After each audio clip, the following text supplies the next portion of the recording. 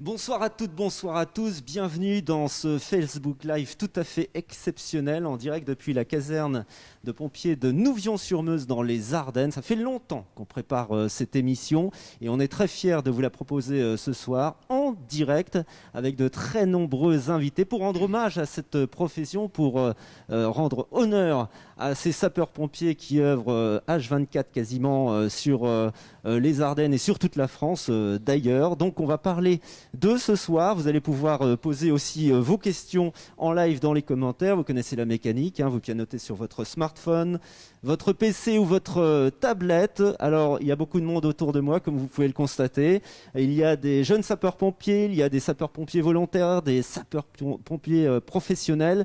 On est 13 en tout et on va évoquer leur métier, on va évoquer leur vocation, pourquoi ils ont choisi d'embrasser cette carrière. Et puis, il y a aussi des élus, un élu tout du moins, monsieur le maire de Nouvion-sur-Meuse. Bonsoir tout d'abord, monsieur donc Jean-Luc Claude, c'est ça ? Bonsoir. Bonsoir. On a aussi autour de la table des gradés. Alors attention, hein, on commence avec à ma gauche le colonel Frédéric Delcroix, directeur départemental, chef de corps des sapeurs-pompiers des Ardennes, je ne me trompe pas. Tout à fait, merci, bonsoir. Merci d'être présent ce soir pour cette émission exceptionnelle. Et puis on a également le lieutenant-colonel Pascal Christophe qui est chargé du volontariat, c'est bien ça ? Tout à fait, bonsoir.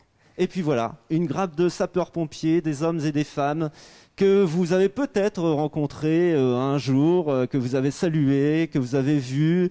En tous les cas, j'espère que vous allez participer activement à cette émission. On les présentera tout à l'heure un par un. Ils interviendront dans le courant de ce Facebook Live. Et puis je souhaite tout particulièrement remercier monsieur le préfet des Ardennes, Jean-Sébastien Lamontagne, qui nous a autorisé cette émission exceptionnelle en direct. Et puis bien sûr Hakim qui est pompier, sapeur-pompier responsable de la communication et qui a assuré avec nous en coulisses depuis plusieurs mois la réalisation de cette émission. Voilà, c'est parti pour une bonne demi-heure en live depuis donc Nouvion-sur-Meuse. Alors j'ai des questions forcément à vous poser, messieurs.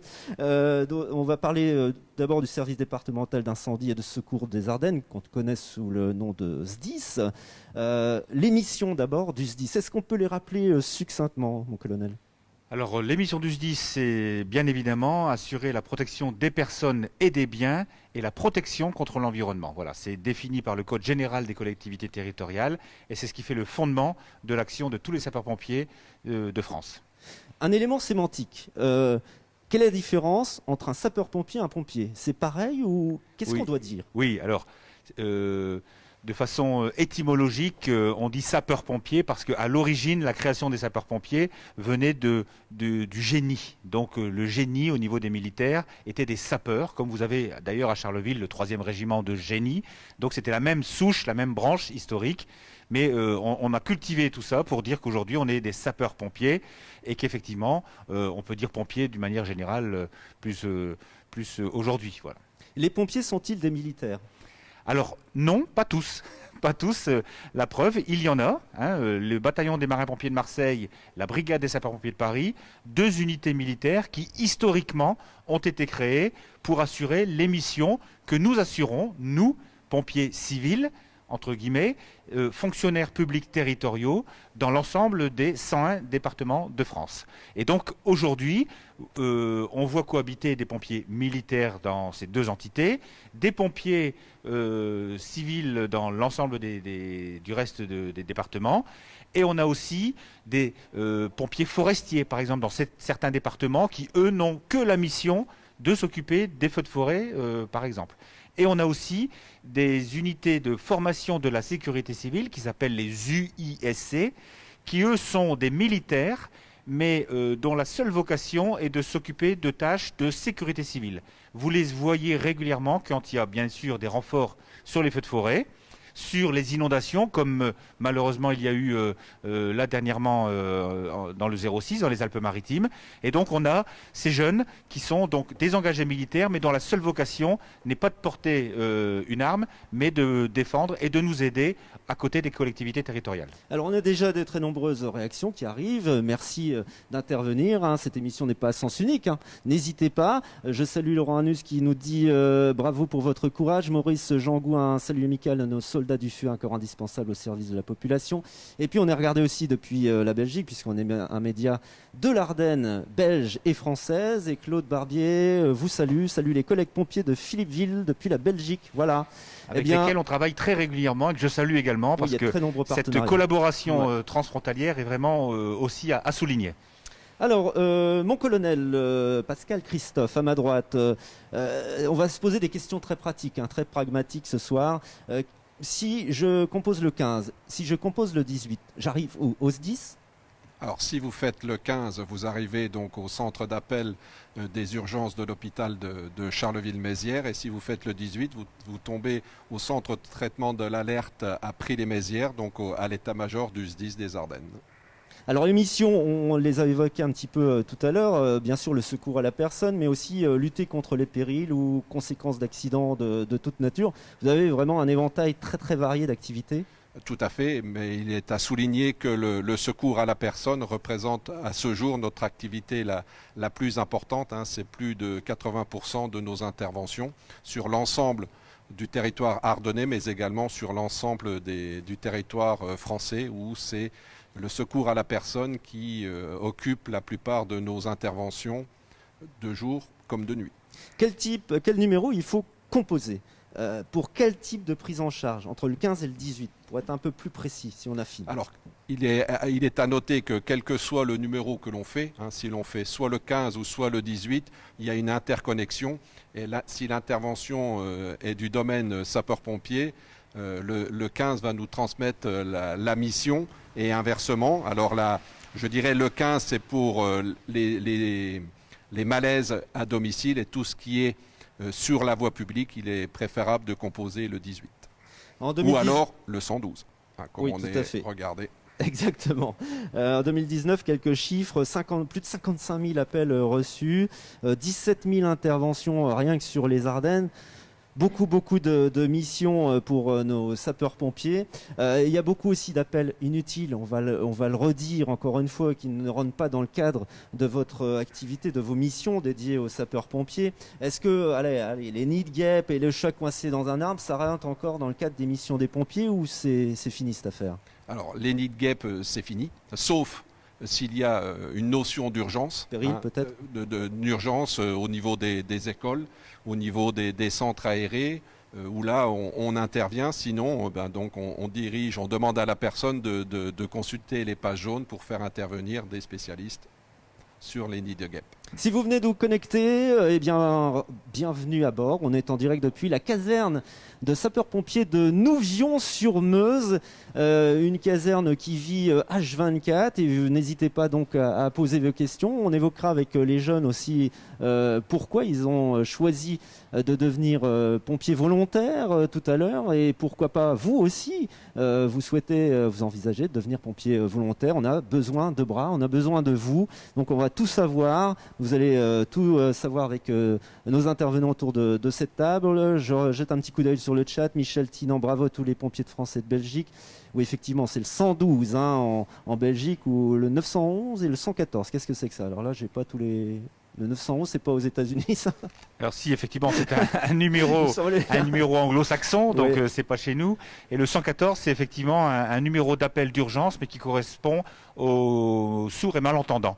Donc c'est un système qui permet effectivement à ces gens-là de pouvoir composer un numéro, de pouvoir entrer en direct de manière chiffrée ou d'écrire un message, puisqu'effectivement, ils ne sont pas en capacité de pouvoir ni parler ni entendre.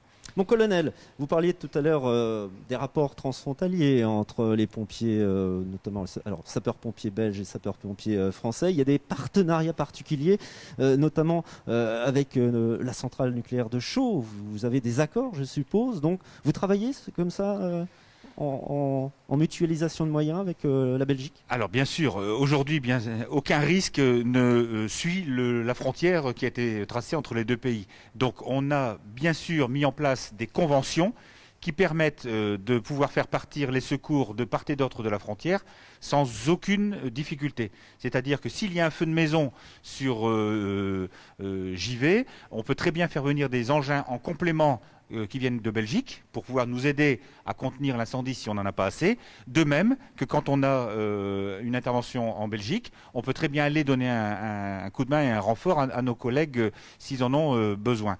Mais au-delà, si nous avons une victime aujourd'hui qui est en France et elle est plus près pour nous de l'hôpital de Dinan, il est normal qu'on la transporte le plus rapidement possible, dans les meilleures conditions, vers l'hôpital, qu'il soit belge ou qu'il soit français.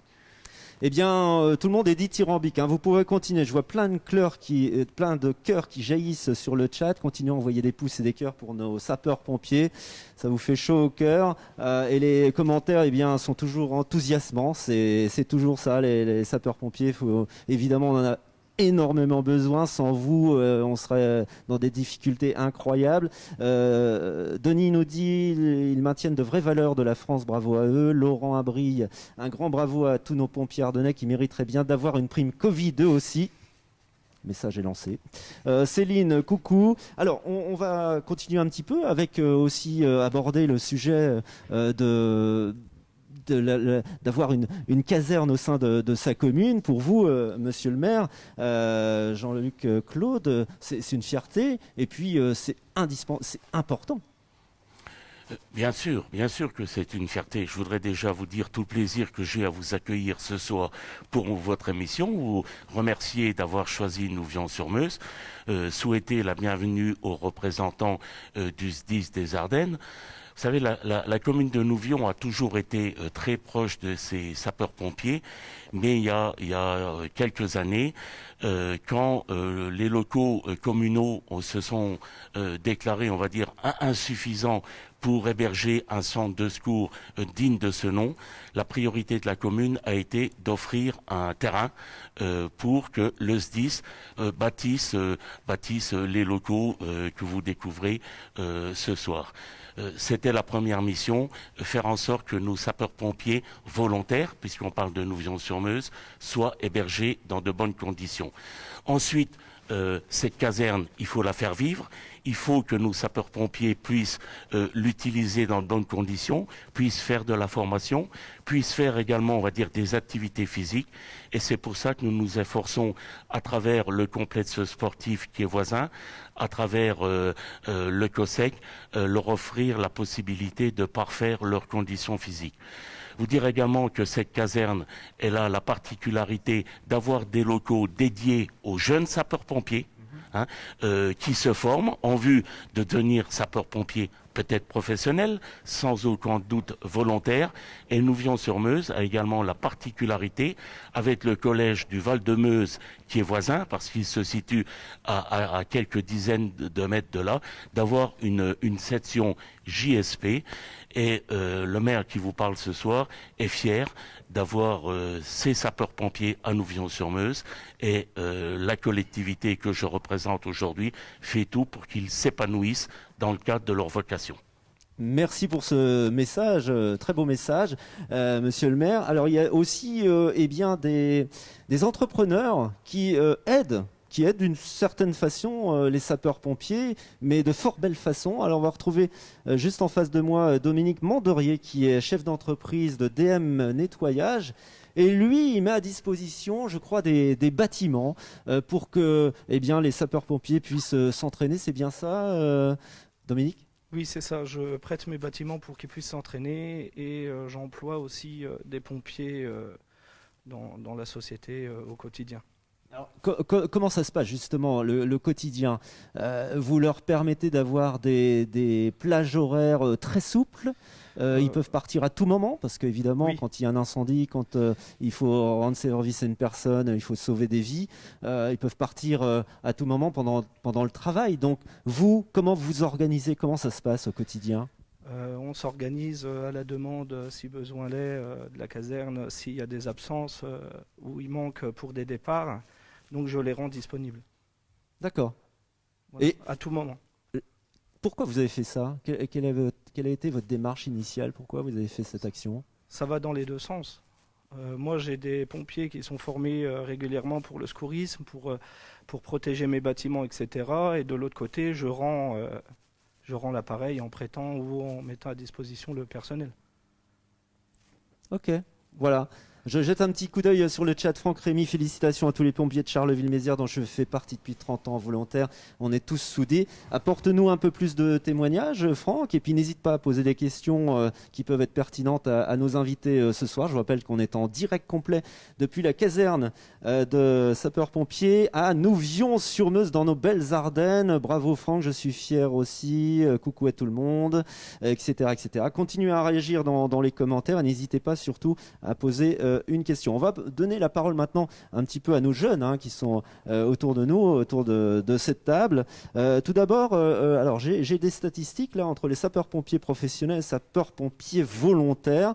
Il y en a 124 dans les Ardennes, si les chiffres sont bons, en sapeurs-pompiers professionnels. Professionnel, tout à fait. Et 1456, ce qui est énorme, en sapeurs-pompiers volontaires. Tout à fait. Et il y a un chiffre qui m'interpelle, c'est qu'il y a seulement 4% de femmes chez les professionnels et 22% chez les pompiers volontaires. Il y a une explication, mon colonel ? Oui, bien sûr. La féminisation des professionnels est très récente. Donc on commence tout doucement à avoir des jeunes filles qui s'engagent en tant que professionnelles et c'est très bien parce que ça permet cette mixité que l'on attend. D'ailleurs, on adapte nos casernes à cette mixité qui commence à arriver. Chez les volontaires, à partir du moment où déjà ils sont beaucoup plus nombreux en termes de pourcentage, on a à peu près 80% de volontaires en France et 20% de professionnels. Donc vous voyez, ce rapport, il est partout pareil. Donc forcément, on aura proportionnellement un peu plus de femmes chez les volontaires. Mais j'ajoute que chez les volontaires, on englobe aussi tout le personnel de ce que l'on appelle le 3SM, le service de santé et de secours médical. Les médecins, les infirmiers, les psychologues, les vétérinaires et tous ces gens, les pharmaciens. Et donc cette branche-là, je dirais, particulière, est un peu plus féminisée, ce qui augmente bien évidemment le pourcentage de féminin chez les pompiers volontaires. Ok. Mon colonel, autre colonel, Pascal Christophe, vous êtes justement chargé du volontariat. Il y a 10 sections de jeunes sapeurs-pompiers dans les Ardennes. Est-ce qu'il y a un manque de pompiers volontaires ? Est-ce que vous êtes en tension dans le recrutement des jeunes sapeurs-pompiers qui ont vocation à devenir après pompiers volontaires ? Tout à fait. Alors je vais reprendre une phrase du directeur. Il n'y a pas entre guillemets de pénurie de sapeurs-pompiers volontaires. Il y a simplement une difficulté en journée. Étant donné que nous sommes sapeurs-pompiers volontaires, on a une activité professionnelle et l'activité de sapeurs-pompiers volontaires se fait sur notre temps libre. Donc effectivement, lorsque les sapeurs-pompiers sont sur le lieu de travail, et je tiens à remercier et à féliciter l'employeur qui fait un geste citoyen, un engagement citoyen pour libérer ses employés pendant la journée, parce que c'est là où on rencontre quelques difficultés pour pouvoir assurer nos départs. Donc il n'y a pas de pénurie proprement dit. Il y a simplement, je dirais, à trouver des personnes libres la journée pour pouvoir remplir nos missions. Et les jeunes sapeurs-pompiers sont effectivement un vivier très intéressant pour nous, parce qu'on les forme pendant 4 ans jusqu'à l'obtention du brevet de jeunes sapeurs-pompiers pour qu'ils puissent intégrer les sapeurs-pompiers volontaires dans les différentes casernes du département. Les casernes, justement, on va donner la parole à celui qui est le chef de la caserne de Nouvion-sur-Meuse, le lieutenant Emmanuel Marchand, qui est donc le chef de centre. Alors, mon lieutenant, on a entendu les liaisons avec les collèges, etc., pour les jeunes sapeurs-pompiers. Vous, c'est hyper bénéfique d'avoir justement toutes ces liaisons avec l'éducation nationale pour avoir un vivier toujours de volontaires ? Oui, tout à fait, parce que avoir des JSP à la caserne, ça permet de recruter. Actuellement, j'en passe 2 en commission de recrutement le mois prochain, donc ça me fait 2 personnes en plus. Et j'en envoie 3 sur les centres extérieurs. Il y a Poitéron et voilà, c'est très bien. Alors, au niveau des jeunes sapeurs-pompiers, est-ce qu'il faut des aptitudes physiques particulières ? Quelles sont les conditions pour pouvoir entrer dans cette perspective d'être jeune sapeur-pompier ? Alors pour être SPV, il faut passer la visite médicale et c'est le médecin qui nous déclare apte ou inapte. Après, nous, on fait un dossier de recrutement et c'est la visite médicale qui dit si la personne peut être sapeur-pompier volontaire ou pas. Ok. Est-ce que je peux... Oui. Excusez-moi, juste me permettre de préciser quelque chose qui est très important. Oui. Il faut absolument que les candidats qui viennent chez les pompiers acceptent le vaccin de l'hépatite B. Voilà, D'accord. c'est un prérequis indispensable. Malheureusement ou heureusement, j'ai pas d'avis là-dessus, sauf que médicalement, comme on est une profession éventuellement exposée à tout ce qui est exposition au sang ou autre problématique, il faut que l'on soit protégé et que l'on soit donc vacciné contre l'hépatite B. Et tous ceux qui aujourd'hui ne veulent pas, pour des principes et des problèmes personnels, se faire vacciner, ne pourront malheureusement pas être pompiers, parce qu'on ne peut pas aujourd'hui prendre de risques par rapport aux expositions qu'on pourrait avoir. C'est important parce que ce vaccin, il est assez long une fois qu'on l'a pas. Hein. Il se fait en 3 injections. Une première, il faut attendre 6 mois pour la deuxième et ensuite 1 an pour valider la 3e injection.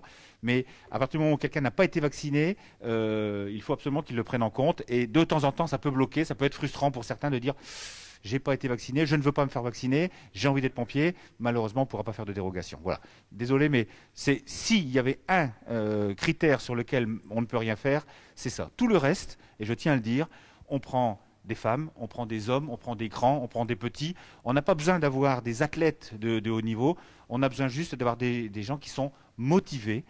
Une fois qu'ils ont la motivation, on s'occupe de tout le reste et ça pose aucun souci. Voilà.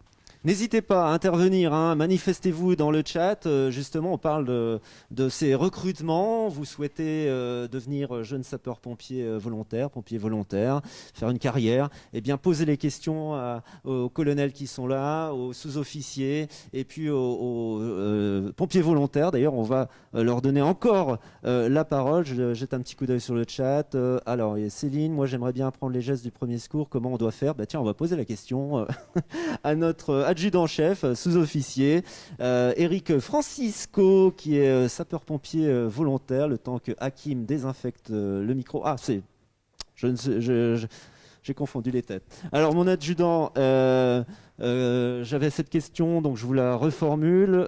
Comment apprendre les gestes de premier secours ? Comment on doit faire ? Une question de Céline qui nous regarde. Donc, il existe plusieurs façons d'apprendre les gestes de secours. Hein. Déjà, premièrement, au niveau des sapeurs-pompiers, nous organisons tous les mois ce qu'on appelle des FMPA, des formations de maintien des premiers acquis. D'accord. Vous avez aussi l'union départementale qui dispense des formations secourisme. Les formations, comme on le disait tout à l'heure, pour les JSP, des formations qui durent 4 ans, donc JSP1, JSP2, JSP3, JSP4. Ouais. À cela, aux formations incendie ou aux formations de sauvetage, on vient associer des formations secourisme aussi. Et puis, voilà. On a toujours besoin de sapeurs-pompiers volontaires. Alors cette fois, je ne me trompe pas, on va donner la parole au caporal Baptiste Poncin, Hakim, qui va se précipiter sur le micro pour le transmettre immédiatement, bien sûr, le désinfectant comme il se doit. Je voulais poser une question donc, à Baptiste Poncin, qui est pompier volontaire. Où cela ? Dans quelle caserne ? Alors, Tu es rattaché à quelle caserne ? Alors moi c'est caporal Baptiste Poncin, je suis sapeur-pompier volontaire depuis 2012, sapeur-pompier volontaire à Nouvion-sur-Meuse depuis 2016 et auparavant j'étais sapeur-pompier volontaire au centre de secours de Vrigne-au-Bois. Mon métier c'est opérateur au centre de traitement de l'alerte au service départemental d'incendie de secours des Ardennes. Depuis... Comment t'es venu le déclic ? Pourquoi tu as choisi de devenir sapeur-pompier volontaire ? Alors moi j'ai de la famille, un cousin qui est sapeur-pompier volontaire également au service départemental d'incendie de secours de la Vendée. Voilà, étant jeune, j'allais en vacances là-bas et il m'emmenait dans son centre de secours. Donc du coup, voilà, à chaque fois j'allais faire un tour là-bas et ça m'a donné l'envie, en voyant les véhicules et les sapeurs-pompiers partir en intervention, de faire exactement la même chose qu'eux. Donc de là, à l'âge de mes 16 ans, j'ai intégré le centre de secours le plus proche de mon domicile qui était Vrigne-au-Bois et pu intégrer la formation initiale pendant 4 mois qui m'a formé au métier de sapeur-pompier volontaire. Ok, alors d'autres témoignages, on va donner quand même la parole aux filles ce soir, parce qu'il y a beaucoup d'hommes, mais les filles sont très très bien représentées aussi chez les sapeurs-pompiers. On va commencer avec cette jeune fille blonde, alors j'espère que je ne me trompe pas, c'est Coralie, c'est bien ça, ouf, sauvé. Coralie Alâtre, qui est sapeur-pompier, où cela ? T'es rattaché où ? Alors moi, donc, je suis pompier volontaire depuis 16 ans à Nouvion-sur-Meuse. Donc moi, c'est un peu particulier. Je suis tombée dans la soupe quand j'étais petite, hein. Ah bon? Je suis tombée dedans quand j'étais bébé, voilà. C'est C'est-à-dire? 2 familles, en fait. Ah, ok. On était tous pompiers dans la famille. Mon grand-père était chef de centre à Nouvion-sur-Meuse. Ensuite, c'était mon père, bien avant Manu et bien avant d'autres. Donc je suis tombée dedans depuis que je suis toute petite. Oui, mais Coralie, tu as vu la difficulté de ce métier, les horaires décalés, jour et nuit, etc. Voire prendre des risques. Oui. Ça t'a pas rebuté en tant que femme? Ah bah non, moi, comme je vous dis, moi, c'était les coups de téléphone qui arrivaient à la maison à l'époque où c'était encore la sirène, etc., etc. Donc c'est vraiment... Moi, voilà, je suis tombée dedans, c'est le virus, c'est comme ça. Et au-delà de ça, bon, évidemment, j'aurais pu décrocher, mais ça reste quelque chose de passionnant. Et c'est une aventure, j'ai envie de dire, humaine, qui est super enrichissante parce qu'on rencontre énormément de monde. On partage des choses avec la population. Et c'est très, très, très enrichissant, quoi. Eh ben voilà, un beau témoignage encore. On va voir si on a la même réaction de l'autre côté. Alors, j'ai demandé à Hakim de faire un grand écart. On va amener le micro de l'autre côté. On est très nombreux, on est 13. Hein. Je vous remercie toutes et tous d'être présents ce soir pour cette émission complètement exceptionnelle, dédiée à 100% à nos pompiers, nos sapeurs-pompiers dans les Ardennes. N'hésitez pas à envoyer des cœurs, des pouces. N'hésitez pas à apporter aussi votre témoignage sur cette émission. Thérèse nous dit bonsoir, merci à tous les pompiers, tout le monde devrait vous respectez, vous n'avez pas l'uniforme pour vous faire caillasser, vous faire agresser, vous êtes là pour nous sauver, grand respect à votre corps de métier, professionnel ou volontaire, amitié. C'est que des témoignages dithyrambiques, c'est très très enthousiasmant, c'est très flatteur, mais vous le méritez amplement. Alors voilà, le micro est arrivé auprès de Chloé Thibault, qui est aussi sapeur-pompier volontaire. Quand tu entends ce que dit Coralie, tu es sur la même longueur d'onde, toi? Est-ce que tu es tombée dans le bain toute petite? Non. Mais par rapport aussi à un proche, j'ai un proche qui est pompier volontaire au niveau de la caserne de Sedan-Charleville. Et du coup, il m'a un peu transmis sa passion. Du coup, il y a 1 an et demi, je me suis engagée et je viens officiellement d'être diplômée au mois de juillet. Donc voilà. Si tu avais un message à passer à des jeunes filles là, qui nous regarderaient, qui hésiteraient à faire comme toi, qu'est-ce que tu leur dirais pour les convaincre?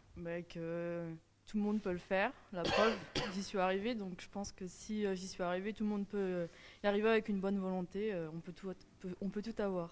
Qu'est-ce qui t'épanouit le plus dans ce que tu fais dans le cadre de tes activités de sapeur-pompier? Je pense que c'est surtout la relation qu'on peut avoir avec nos collègues, on est quand même assez proches et on peut avoir une cohésion d'équipe assez importante malgré les interventions qu'on peut faire, donc je pense que c'est quelque chose de très important. Ok, allez, encore un témoignage, hein. On laisse la parole à tous ceux qui sont sapeurs-pompiers aussi volontaires, très très important pour les activités au quotidien. C'est Jimmy Blainville, ici, il est là, c'est le plus grand. Hein. On va te demander ta taille, 1m90, comme quoi on a... Alors, on accepte tout le monde, un peu plus c'est quand ce que même. dit combien? 1m94. 1m94, c'est pas un défaut quand on est pompier? Pas du tout. Justement, ça pourrait aider dans certaines circonstances au niveau des interventions. Alors toi, tu es rattaché à quelle caserne? Ça fait un peu plus de 5 ans que je suis rattaché au centre de secours de Nouvion-sur-Meuse. Donc moi, j'ai commencé ma carrière par les jeunes sapeurs-pompiers. Qu'est-ce que tu as appris? Le dépassement de toi, l'altruisme, l'esprit d'équipe, qu'est-ce qui te convient le mieux dans ce que tu fais, dans ce que tu vis? Toujours, il y a plein de choses qu'on peut retrouver chez les sapeurs-pompiers, la discipline. Une fois qu'on a beaucoup de motivation, on peut réussir on peut surmonter ses peurs également. Il y a plein de choses qu'on pourrait découvrir. Ok. Et le fait, alors, qu'est-ce que vous apportez mutuellement entre filles et garçons? C'est un état d'esprit différent, une vision de la peur différente sur certains... Après, ça c'est propre à chaque personne, mais il faut savoir que tant les filles que les garçons ont leur place au niveau des casernes. Il y a une entente qui est commune. Forcément, les filles ont besoin d'aide sur certaines choses et on est toujours là pour les épauler. Ok. Bah merci Jimmy, et puis bah voilà, n'hésitez pas à intervenir encore. Est-ce que je peux juste me permettre d'apporter un petit bémol? On pourrait croire que c'est un comportement ou une réflexion un peu machiste. Elle nous apporte aussi beaucoup, les filles, notamment sur les interventions à secours à personne. Les victimes sont aussi bien des hommes que des femmes. L'approche féminine au sein d'une ambulance est très importante. Et on a vu, moi qui ai vécu avant la féminisation, on a vu quand même une grande différence dans la réaction que certaines victimes pouvaient avoir, justement parce qu'une femme peut-être une maman, leur parler par rapport à certaines angoisses, à certaines réactions que nous, avec nos chromosomes, peut-être on ne ressent pas de la même façon. Donc c'est voilà, juste pour compléter ce qu'a dit notre collègue. Effectivement, et c'est normal, physiquement, elles sont peut-être de temps en temps, je dis bien peut-être de temps en temps, pas aussi performantes sur certaines actions, mais c'est pas grave parce que c'est un travail d'équipe. Mais par contre, en termes de féminisation dans les secours à personnes, on est vraiment très content qu'on ait intégré et accueilli beaucoup de femmes. Dites-nous votre enthousiasme, faites parvenir toutes vos réactions, pianotez sur votre smartphone. On lit les messages, on lit vos messages, on donne d'ailleurs priorité à ceux qui nous posent des questions. Envoyez des cœurs et des pouces parce qu'ils en ont bien besoin et ça leur fait chaud au cœur. Alors j'ai une précision de Christelle Desrues qui nous dit qu'on peut se former auprès de l'Union départementale des sapeurs-pompiers des Ardennes ou sur le site union-pompier.fr. On est d'accord sur... Tout à fait. Le collègue l'avait dit. Effectivement, pour le grand public, la formation aux gestes qui sauvent se fait par l'intermédiaire d'associations, dont notamment l'Union départementale des sapeurs-pompiers des Ardennes, qui a l'habilitation pour former le grand public aux gestes qui sauvent. Thérèse Fréture, est-ce qu'ils ou elles sont bien informés, aidés avant d'aller sur le terrain, car malheureusement, elles voient des morts? Bonne question. Peut-être qu'il faut leur demander. Ouais. Puisque, qui veut répondre? Voilà, levez la main tout de suite. Ça leur est forcément arrivé un jour. Qui a été confronté déjà avec la mort? Jimmy. Ah ben on va faire les deux. Allez, hop, Jimmy, donne la parole tout d'abord à Coralie et ensuite Jimmy. Alors, toi, comment tu as réagi la première fois que tu as vu une personne décédée? Alors, je pense que quand on arrive sur une intervention, on est avant tout pompier.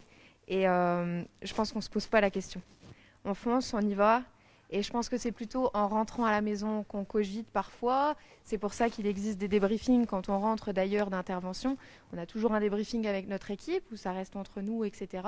Et si vraiment besoin pour les personnes qui sont un peu plus sensibles, on a toujours à disposition des cellules psychologiques ou des choses comme ça. Donc je pense qu'il y a tout ce qu'il faut pour justement pas broyer du noir tout seul à la maison, etc.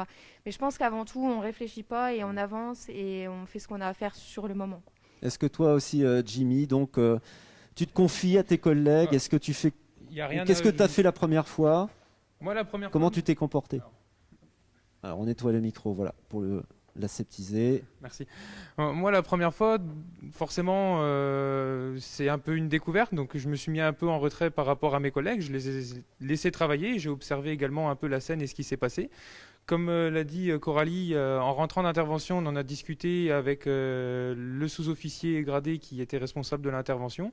Et derrière, effectivement, si on en a besoin, il y a toujours une suite logique au niveau de notre hiérarchie pour qu'on puisse avoir un système d'aide s'il y a besoin. Ils ne sont pas laissés tout seuls de toute façon. Vous êtes toujours là. Tout à fait. Les gradés sont là, les cadres sont là pour aider. Et puis le service de santé est également là et c'est important de pouvoir débriefer et malheureusement, même si j'aime bien le dire, on est des soldats de la vie, malheureusement la vie parfois peut nous échapper et effectivement on ne laisse pas une équipe en détresse. Il est de notre devoir en qualité soit de chef de centre ou au-delà et du service de santé de les prévenir pour que l'on puisse apporter tout le soutien à nos collègues. Ok, on est toujours dans ce live, hein, si vous venez de vous accrocher à cette émission spéciale, vous venez peut-être de rentrer du boulot, eh bien restez connectés et surtout n'hésitez pas à intervenir, je vous le rappelle, vos questions sont les bienvenues à tous ceux et toutes celles qui sont présents ce soir dans cette émission exceptionnelle depuis la caserne de sapeurs-pompiers de Nouvion-sur-Meuse dans nos Ardennes. On essaie de distribuer la parole à des sapeurs-pompiers volontaires, des professionnels. Alors, Sébastien Courbet, capitaine Sébastien Courbet, toi, Sébastien, tu es chef de centre de Charleville. On se connaît, c'est pour ça qu'on se tutoie. On va pas faire la fine bouche. Donc, Sébastien, toi, tu es professionnel. Donc, toi, tu n'es pas volontaire, si on comprend bien la distinction, c'est ça? Oui, tout à fait. Donc, je suis sapeur-pompier professionnel et affecté au centre de secours de Charleville. Néanmoins, je travaille tous les jours avec des sapeurs-pompiers volontaires et je ne pourrais pas travailler sans. J'ai la responsabilité de la compagnie numéro 3 donc, qui compte les centres de Charleville, Poitéron, Nouzonville et Nouvion-sur-Meuse. Donc les 3 derniers centres que j'ai cités sont composés à 100% de sapeurs-pompiers volontaires. Et leur disponibilité, le positionnement de ces centres de secours permet un maillage et une réaction rapide des sapeurs-pompiers en tout point de la compagnie. Donc même si je suis sapeur-pompier professionnel, je ne peux pas faire sans les sapeurs-pompiers volontaires des centres de secours. Donc n'hésitez pas, inscrivez-vous. Le recrutement, on en a parlé tout à l'heure. On a besoin de jeunes sapeurs-pompiers aussi volontaires qui veulent gagner en courage. Alors on va justement évoquer ces jeunes, très jeunes sapeurs-pompiers volontaires. On a 2 qui vont apporter leur témoignage. Ils s'appellent Orlan Demar et Tim Birel, si je ne me trompe pas. Ils ont tous les 2 des lunettes. Alors, on va tout d'abord donner la parole à la jeune fille, si ça ne te dérange pas, Tim. Donc, c'est Orlan. Orlan, d'abord, tu as quel âge? J'ai 14 ans. 14 ans? Et Oui. depuis quand tu es jeune sapeur-pompier? Depuis mes 10 ans. 10 ans? Oui. On peut commencer à quel âge, mon colonel? En principe, c'est 12 ans, puisqu'on a un cycle de formation de 12 à 16 ans, et Oui. ensuite on peut passer pompier Donc là, 10 volontaire. ans, Là, 10 ans, c'est une petite exception, et effectivement, très motivé. Alors, très motivé. Quelle est justement cette motivation incroyable que tu as depuis l'âge de 10 ans? Comment ça t'est venu? Parle bien dans le micro. C'était quand j'étais plus jeune. J'ai ma cousine, elle était en JSP, donc à Nouvion aussi. Et ça m'a donné envie de voir les camions, etc., aller la voir. Au défilé, ça m'a donné envie de rejoindre les pompiers. Qu'est-ce qui te plaît le plus? Tout en général, les pompiers, venir en aide aux personnes, etc. Est-ce que les aptitudes sportives pour toi c'est compliqué ou tu fais ça facilement? Non, puis les formateurs sportifs, ils s'habituent aux jeunes, etc. Suivant leur aptitude sportive, et puis on s'améliore de jour en jour, on va dire. Ok. Voilà. Ben voilà. Il y a 37% de jeunes filles dans la section, dans les jeunes sapeurs-pompiers dans les Ardennes. On peut augmenter encore ce pourcentage, hein. C'est pour ça que les témoignages comme cette jeune fille sont importants. Tout à fait. Alors on pourrait même imaginer du 50-50, puisqu'aujourd'hui Bien sûr. ce serait la vraie parité, comme on l'attend tous et qu'on l'espère tous. Là, effectivement, chez les jeunes, c'est très très bien que on ait cette mixité qui soit vraiment très représentative. Tim, voilà, le micro est désinfecté. Tim, toi, comment tu as eu le déclic? En voyant un camion de pompiers à la télé, comment c'est venu? Alors moi, c'est venu en fait avec l'option du collège. Ça m'a permis. Ah, ça, c'est intéressant comme témoignage. Ça m'a permis de Ouais. découvrir les pompiers avec cette option.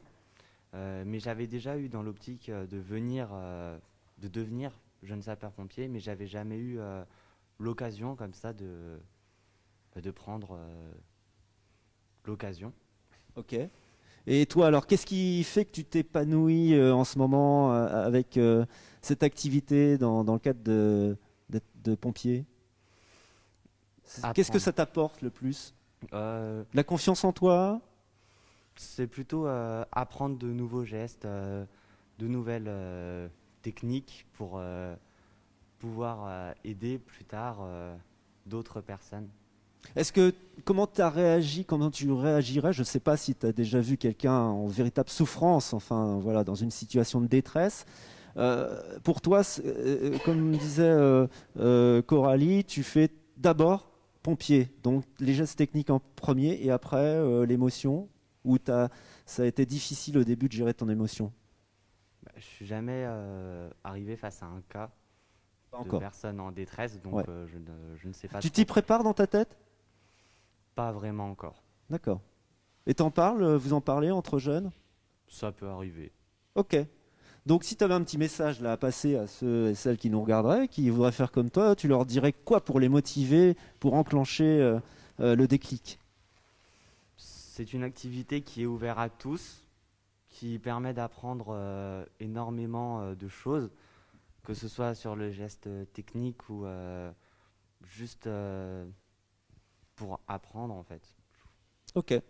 Merci de ton témoignage, merci à toutes et tous. On a donné la parole à tout le monde. J'ai oublié personne, rassurez-moi. Voilà, je ne voudrais pas faire de frustration quand même. Et puis on vous remercie de votre présence. Je regarde ce que vous dites dans les commentaires. Florine, chaque jour partout en France, les sapeurs-pompiers volent au secours de la population en faisant preuve d'un grand courage et de sang-froid. Merci à vous tous. Force à vous. Prenez soin de vous. Félicitations à tous ces jeunes qui s'engagent dans ce corps de métier. Félicitations, c'est ça qu'on peut dire aussi, mon colonel. Tout à fait, et on remercie les personnes qui nous mettent à l'honneur. Je voulais rebondir sur les jeunes sapeurs-pompiers, c'est quand même quelque chose d'important. Ça fait partie de leur cursus scolaire et surtout s'ils deviennent jeunes sapeurs-pompiers ou après sapeurs-pompiers volontaires dans le cadre du service national universel, ils seront dispensés de la deuxième partie, donc c'est quand même un engagement qui est reconnu au niveau national et ça, c'est l'école entre guillemets de la vie et c'est même plus tard, s'ils sont titulaires du brevet de jeunes sapeurs-pompiers avec un complément de formation, ils peuvent devenir agents de sécurité. Donc c'est une formation qui est quand même entre guillemets valorisante, importante. Et puis on peut évoluer dans les grades, on peut être sous-officier, officier, donc il y a une belle évolution. Oui, tout à fait. Je dirais l'avantage dans les petits départements, vous l'avez dit vous-même, le nombre de sapeurs-pompiers professionnels est moindre, donc effectivement il y a des possibilités importantes pour les sapeurs-pompiers volontaires qui ont bien sûr de la disponibilité. On peut commencer sapeur-pompier de première classe et terminer colonel. Allez, prenez le temps d'envoyer des messages, d'envoyer des réactions et surtout des messages de remerciement dans les commentaires pour tous ces sapeurs-pompiers qui se dévouent tous les jours pour sauver des vies, pour venir au secours de nous toutes et nous tous dans les Ardennes. Et on est fiers de les recevoir ce soir dans cette émission complètement exceptionnelle.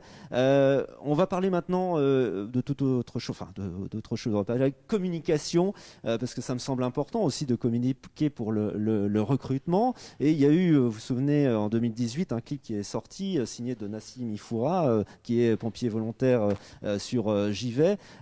C'est une clé de communication, un levier de communication qui a été incroyable puisque je crois qu'on atteint plus de 2 millions de vues à ce jour de ce clip. Il a ému beaucoup de monde. Un monde sans pompiers. Est-ce que ça reflétait la situation? Est-ce que c'était un besoin de communiquer, une alerte? Je pense que c'était effectivement un électrochoc.